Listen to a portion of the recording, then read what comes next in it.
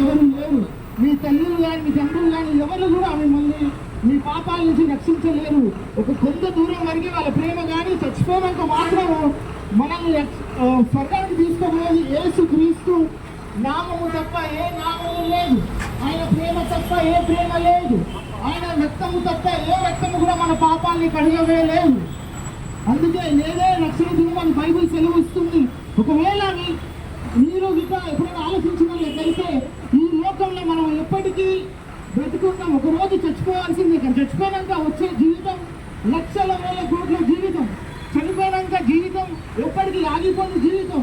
అది నరకమైన స్వర్గమైన. నరకం బైబిల్ అంటుంది ఎప్పుడు కాలుతూ ఉంటుందని. మనుషులు ఎందుకు నరకానికి పోతారంటే వాళ్ళ పాపాన్ని బట్టి.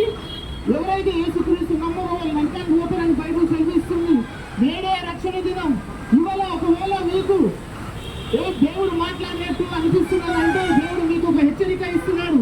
ఆయన కుమారుని యేసుక్రీస్తుని మీరు అంగీకరించాలా. ఆయన మీకోసం చనిపోయి 3వ దినం తిరిగి లేచిన దేవుడు. ఈ లోకంలో మన మార్గం ఎక్కడ చనిపోయినట్టు నేనే మార్గం. యేసుక్రీస్తు తప్ప ఎవరు ఆయన అంటుంది. ఒకవేళ మన మానవుడు కానీ స్వర్గానికి పోవాలని యేసుక్రీస్తున్నమ్మా.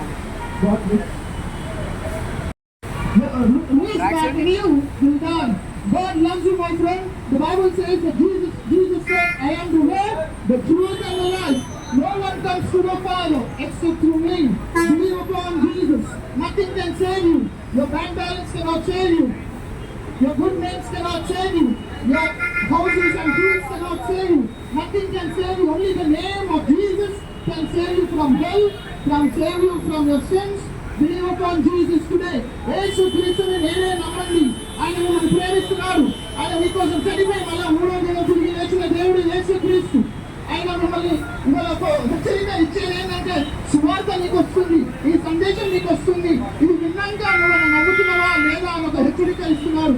నేనే రక్షణ దినమని బైబిల్ సెలవిస్తుంది. నమ్మండి. రేపు మనకు ఉండే రోజు ఉండకపోవచ్చు.